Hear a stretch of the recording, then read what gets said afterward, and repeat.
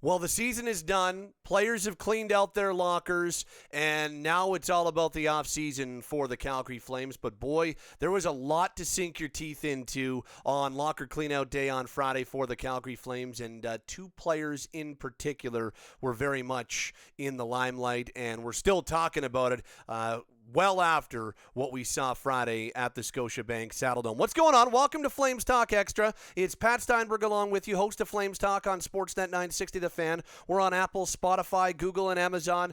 Go hit subscribe if you'd like to be a part of the podcast. And on this edition of Flames Talk Extra, I guess two things from what we saw on Locker Cleanout Day on Friday, and then one question that lingers as we look ahead to next week for the Calgary Flames. But let's start with this, because Mikael Backlund is the longest tenured member of the Calgary Flames. He enters like a number of other members of the Calgary Flames.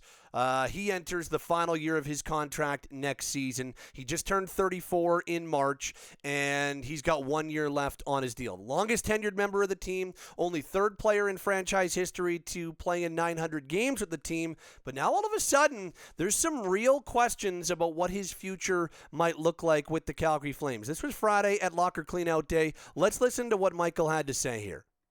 It's kind of, we'll see what happens. I mean, I've been here for a long time, and I love Calgary. I love this organization. But the year we've had, I'm 34 years old. I want to win the Stanley Cup, and so I don't know this summer what's going to happen. If they offer us anything, or me, I might want to see what this group can do before I make a decision. So that was Mikael Backlund on Locker Cleanout Day, and I think it's fair to say that was a pretty non-committal answer in terms of what his future looks like. Now, there's a few things here. I respect him talking about wanting to win a Stanley Cup, and he'd later go on to say that he'd like to win a Stanley Cup in Calgary. That would be the number one dream. I think Mikael Backlund's still playing at a very high level. I really do. And I think there is absolute value in the Flames this offseason, going to him and seeing if you can get him to sign an extension. Get him for 2 more years on an extension maybe. See if he'll take a little bit of a hometown discount, maybe 3 years, and he'll take a little bit more of a discount. And then you lock him up in what is still some, I think, effective years in his hockey career. He's just coming off the best season of his career at the age of 34. But I understand the trepidation when you're a Flames fan and say, well, hold on a second. Is this guy wanting to be here for the long term? And so I understand the thought or the notion that maybe thinking about seeing if there's a new home for Mikael might be interesting. But I would still go to him and see if there is some sort of desire for him to re-sign long term. And again, if the organization is able to show him that there's still going to be a winning group, or a team that tries to be a winning group. Obviously, they missed the playoffs this year, so they weren't as winning a group as they wanted to be. But I think that there is still an ability to get him to sign here long term, but you can definitely tell that he's weighing his options right now. And look, he's got 900 plus NHL games to his name. He has earned the right to keep his options open. But I guess for this one, and the next player we're going to talk about is a little bit different. But for Mikael Backlund, I don't think you need to trade him at all costs, even if there is a thought he might not re-sign with you at the end of his contract. Because a couple things. If he's got one year left on his deal, he's a drafted, developed player who's only played with the organization. And if he gets to the end of next year and you don't trade him in the offseason this year, you don't trade him at next year's trade deadline, and he gets to the end of his contract, he doesn't want to re-sign in Calgary, and he leaves after 15 seasons as a member of the Flames, I think that's okay.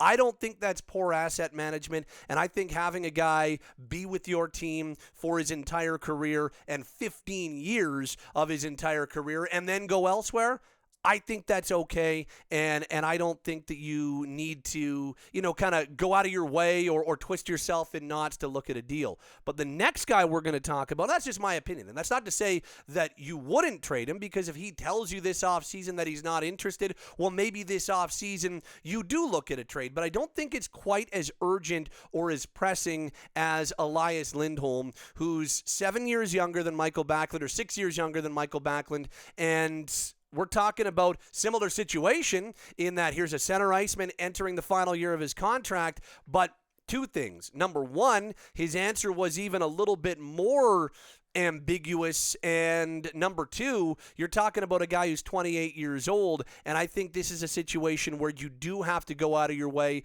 to maximize the situation. First, let's listen to Elias. This was his answer when he was asked about signing long-term with the team this summer. Yeah, we'll see what happens. I mean, I got one more year, and kind of look at it that way, and got one more year, and that's all I can say. And I can tell you that for a little while, there's been a feel that Elias's desire to sign long-term with the Flames has been somewhat uncertain, and there wasn't a huge read as to whether or not there was that desire to sign beyond this year. And now you hear that on Locker Cleanout Day, and yeah, that kind of seals the uncertainty. And so here's the tack that I would take when it comes to Lindholm and what comes next. Number one, most desirable option, see if you can get him to sign his long-term extension this summer. See if you can get him to sign a 7 or an 8-year extension. For a guy like that, who is kind of a 70-plus, I know he didn't get 70-plus points this year, but I think anyway, Elias Lindholm's kind of a 70, 75-point two-way centerman. Going rate for that is kind of in the $8.5 million range these days, especially on a long-term deal, especially with him a year away from unrestricted free agency. But I still think he's the number one center on this team. And I don't think that it makes the most sense by choice to let that guy walk away. So number one most desirable option is to get him to sign a long-term deal this summer. But if you don't get that done, or if you're not getting the vibe you're making progress on getting a long-term deal done this summer, this offseason, then I think you got to be okay if you're the Flames in moving him. I think you got to be okay in starting to explore a trade this summer, because you need to go out of your way with a 28-year-old in-demand two-way center to not put yourself in the same situation you did with Johnny Gaudreau, where he was able to walk for nothing.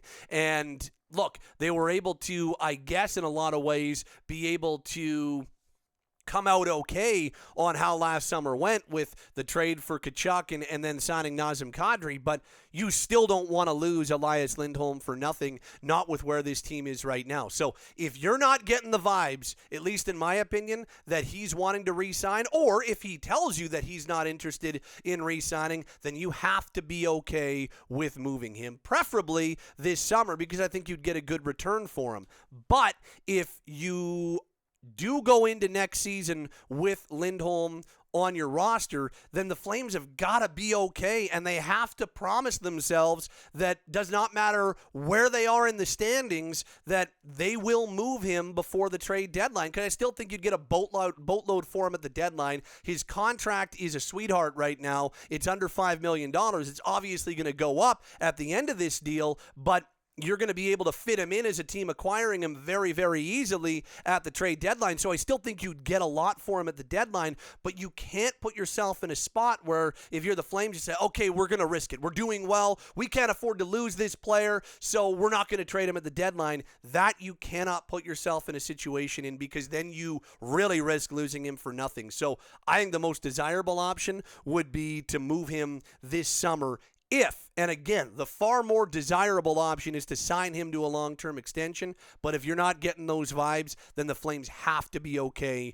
with moving on and seeing how they can maximize a trade for this guy. Very interesting stuff. And I think, just reading the tea leaves and even listening to the two guys, I think there's a better chance that you can get Backlund to sign long-term, and it sure did feel like Lindholm was very non-committal. But again, you throw the right contract in front of him, and you're able to lock him up and give him that type of security and give him that 8th year, which other teams may not be able to do, especially if he gets to unrestricted free agency. Then maybe you can convince him to stay. At the very least, on both Backlund and specifically Lindholm, you need to give it a very, very deliberate try. You need to go out of your way to see if it can happen before you make that decision. And that kind of leads us to the number 3 point on this edition of Flames Talk Extra, and that's what's going to happen with the general manager, because who's making all these decisions? We are expecting to hear from Brad Treliving early next week, but we haven't heard from him since the season has come to an end. We know that his contract is expiring, and while I believe Elias Lindholm is the number 1 player personnel issue that the Flames need to figure out, they need to figure out more than anything else who their general manager is going to be this offseason, and then they can figure out what's happening with head coach Daryl Sutter. But Brad Treliving's fate has got to be figured out here in the very near future. He does not have a contract. There is a thought that maybe he's undecided as to whether or not he wants to come back. I know Elliot Friedman has been reporting that there have been contract offers. I believe there's a contract offer put on the table to Brad Treliving right around when Daryl Sutter got his contract extension. Well, Brad and the Flames didn't end up signing, and I believe there's been some other talks throughout the season as well, but again, nothing has gotten done. Now we're in April. Now Calgary's offseason is officially underway, and the GM still doesn't have a contract. So you got to figure that out first, and I am fascinated as to what we're going to hear from him when he speaks to the media early next week. Like, obviously we're going to ask him about his contract. I don't expect him to give us a whole lot. I don't expect him to be really forthcoming, because in this situation, you're probably going to hold your cards really close to the vest. But yeah, I'm fascinated what we're going to hear. And then obviously all of the GM and who it's going to be stuff needs to get figured out before you can start figuring out Elias Lindholm's future, before you can start figuring out Mikael Backlund's future. Flames Talk is every weekday, 4 till 6 p.m. on Sportsnet 960 The Fan, or would love it if you went and hit subscribe on the podcast. We're available on Apple, Spotify, Google, Amazon. A very interesting offseason is just getting underway for the Calgary Flames. My name is Pat Steinberg. Catch us on Flames Talk, and thanks for being along with us on this Flames Talk Extra.